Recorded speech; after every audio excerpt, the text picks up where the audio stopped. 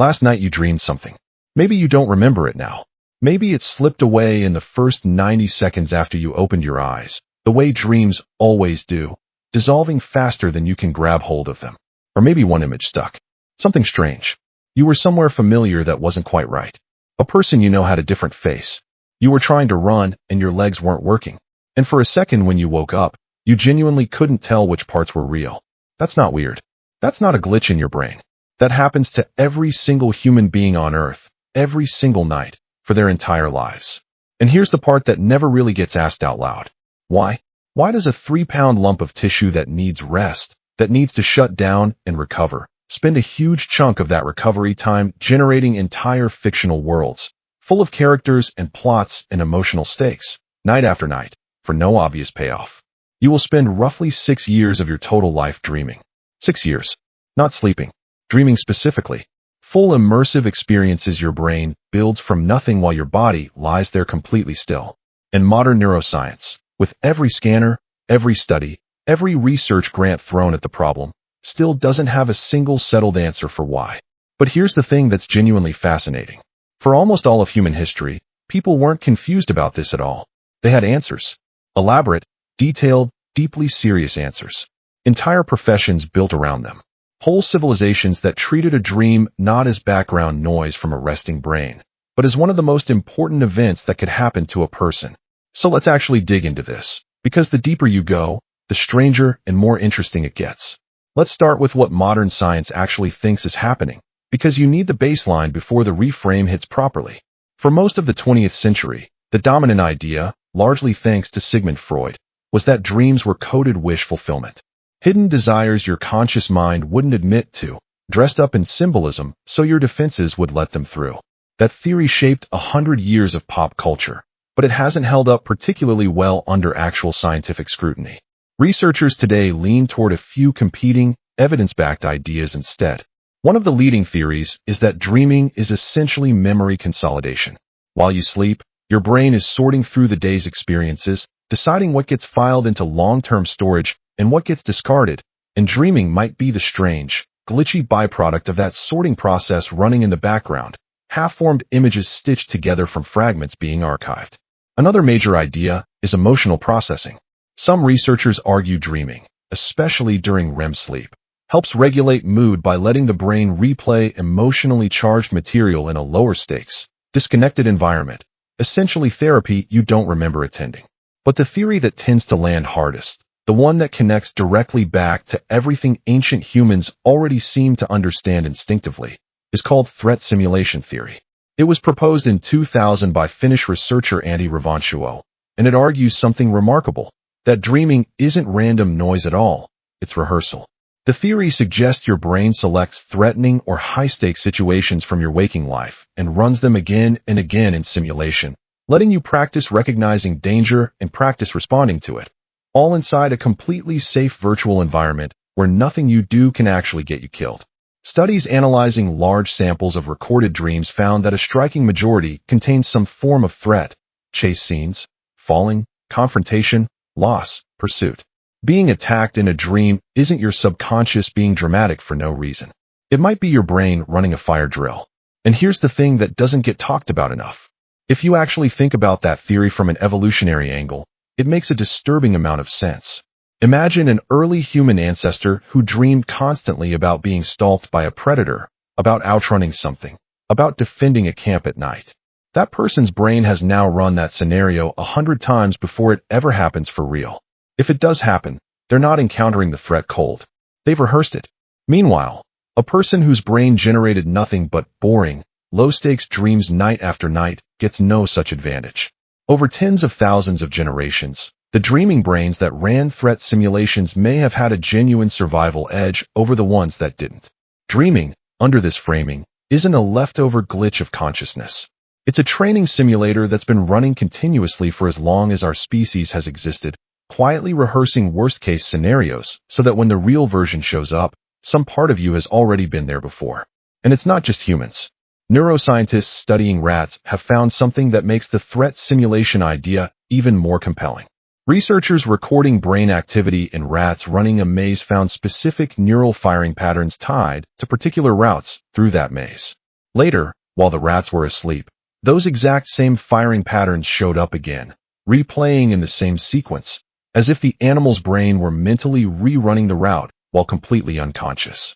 Some of these replayed sequences even ran in reverse order, backward through the maze, which researchers believe may help the brain evaluate different paths and outcomes rather than just passively reviewing what already happened.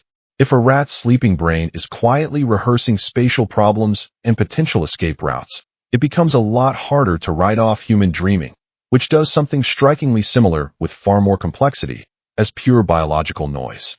This isn't a uniquely human eccentricity. It looks like something much older, something baked deep into how mammalian brains function during sleep across an enormous range of species. Now here's where it gets genuinely strange, because while modern neuroscience has only really been circling this question for about a century, ancient cultures never treated it as a mystery worth debating. They treated it as infrastructure. Go back roughly 5,000 years to ancient Sumer, one of the very first literate civilizations on Earth, and you already find evidence that dreams were being taken with total seriousness, recorded, cataloged, and interpreted by trained specialists. That tradition matured over the following centuries into something extraordinary in ancient Mesopotamia. Archaeologists recovered an 11-tablet compendium from the library of the Assyrian king Ashurbanipal, a text now referred to as the Assyrian Dream Book, named for the dream deity Zakik. This wasn't folklore scribbled on the side. It was a structured reference manual, cataloging specific dream scenarios and their meanings using an if-then format. If you dream this exact thing, then this specific outcome follows. Dreams involving crossing rivers, being chased, eating certain foods, encountering the dead, each had documented interpretations built from generations of accumulated case history. There were professional dream interpreters, questioners, whose entire vocation was reading these events the way we'd read an X-ray today. And it wasn't limited to ordinary people. Kings paid extremely close attention to their dreams before major decisions, before wars, believing the gods communicated warnings and instructions through them while the mind was quiet enough to receive the message. From a modern perspective, we tend to file this away as primitive superstition. But look at the actual structure of what they were doing. They were building a systematic, evidence-based catalog, tracking recurring patterns, and cross-referencing outcomes. The interpretation was often wrong by our standards, but the method, pattern recognition applied consistently over generations, was recognizably scientific in spirit, even if the underlying theory was mystical rather than biological. Ancient Egypt ran a strikingly similar operation. Egyptian priests functioned as professional dream interpreters, and dreams were considered messages sent directly from the gods, sometimes delivering warnings, sometimes offering guidance about health, harvests, or the fate of the kingdom. Temples associated with certain deities became known as places where people could deliberately sleep in order to receive a significant dream, a practice called incubation. You'd travel to a sacred site specifically to sleep there, hoping the god would visit you in the night with an answer to whatever problem had brought you. This wasn't a fringe practice. It was mainstream religious and medical infrastructure, taken as seriously as consulting a physician. The ancient Greeks inherited and expanded this same tradition. At the healing sanctuaries of Asclepius, the god of medicine, sick pilgrims would travel long distances, perform purification rituals, and then sleep inside the temple grounds specifically to receive a diagnostic or healing dream. Priests would then interpret what the dreamer experienced and prescribe treatment based on it. Entire medical practices were built around the idea that the unconscious mind, freed from waking distraction, had access to information the conscious mind couldn't reach on its own, an idea that, stripped of its religious framing, isn't actually that far off from how modern psychology sometimes talks about the unconscious processing information the rational mind can't consciously access. And this pattern doesn't stop at the ancient Mediterranean. It shows up almost everywhere humans have left a historical record. In many indigenous cultures across North America, dreams were treated not as private mental noise, but as genuine spiritual encounters, sources of guidance for the community, sometimes dictating decisions about hunting, travel, or conflict. Among various Australian Aboriginal traditions, the concept often translated loosely as the dreaming or dream time describes something even larger, a foundational framework connecting the creation of the world itself to an ongoing, living dimension that continues to shape reality, ancestry, law, and identity. This wasn't just about interpreting individual dreams. It was a comprehensive worldview in which the dream state and waking reality were understood as continuous with each other, not separate categories at all. Medieval Europe carried its own deeply serious dream culture too, heavily filtered through religious doctrine. Biblical dream narratives, prophetic warnings, divine visitations, shaped how ordinary people interpreted their own nighttime experiences for well over 1,000 years. Dream dictionaries circulated widely, offering symbolic keys much like the old Mesopotamian tablets had centuries earlier, proof that the impulse to systematically decode dreams never actually went away. It just kept getting reinvented, culture after culture, independently arriving at strikingly similar conclusions. Dreams matter, dreams carry information, and ignoring them comes with risk. The tradition shows up just as clearly in ancient China. The philosopher Zhuangzi, writing around the 4th century BCE, described dreaming he was a butterfly, fluttering around with no awareness of being human at all, and then waking up genuinely uncertain which state was real. Was he a man who had just dreamed he was a butterfly, or was he actually a butterfly now dreaming he was a man? That question wasn't presented as a joke.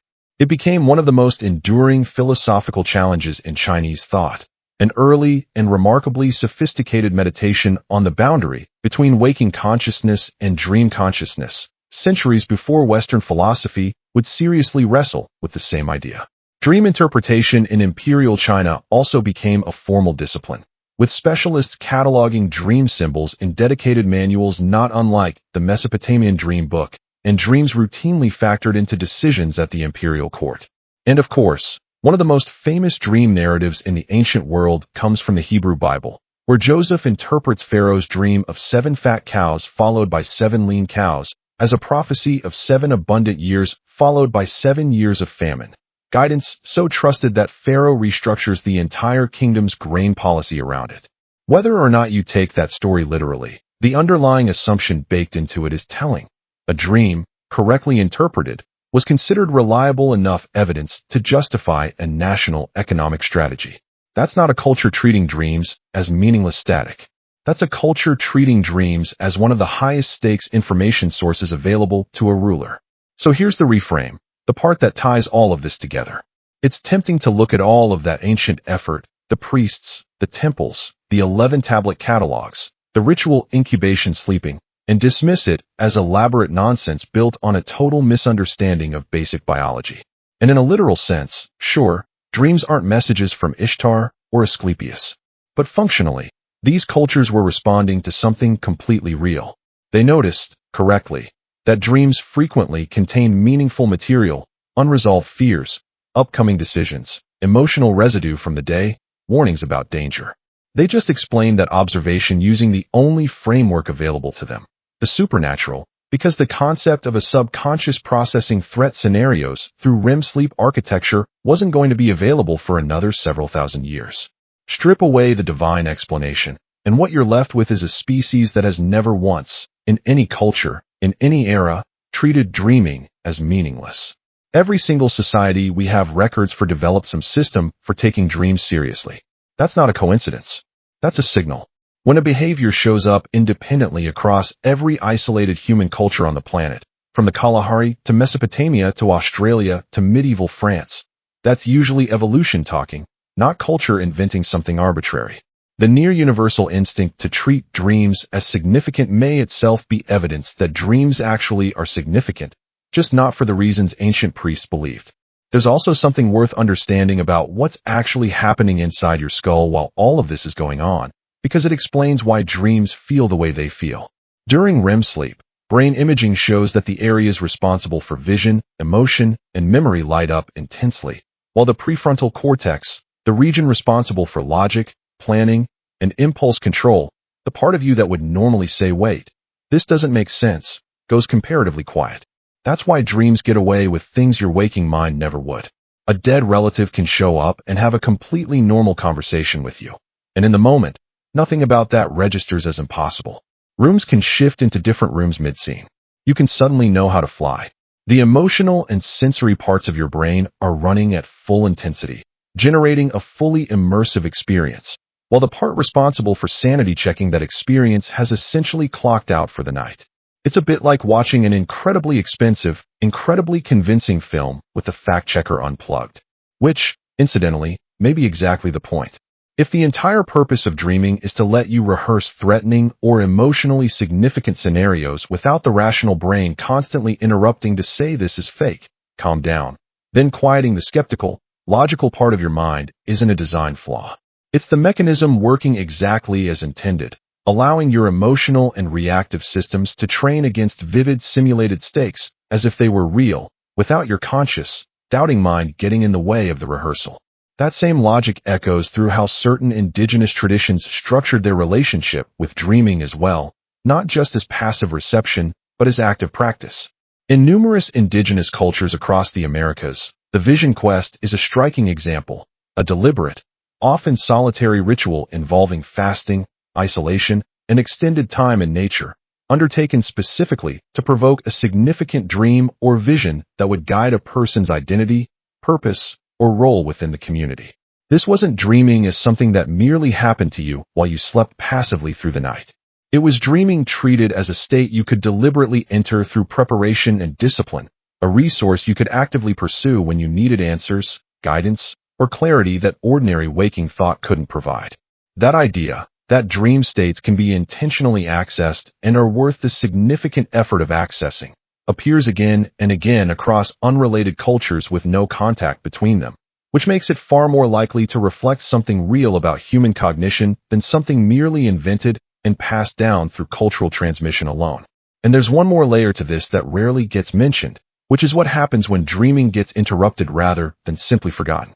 Sleep researchers have run experiments where subjects are deliberately woken every time they enter REM sleep, the stage most associated with vivid dreaming, night after night, preventing them from completing that dream cycle. The results are consistently unpleasant. Increased irritability, difficulty concentrating, and something researchers call REM rebound, where the deprived brain compensates by shoving an unusually high amount of REM sleep, and by extension dreaming, into the very next uninterrupted opportunity it gets, almost as though the dreaming process is a biological debt that has to be repaid whether you consciously want it or not. That alone is a strong argument against dreaming being pure evolutionary junk. Junk doesn't get aggressively rescheduled the moment you try to skip it.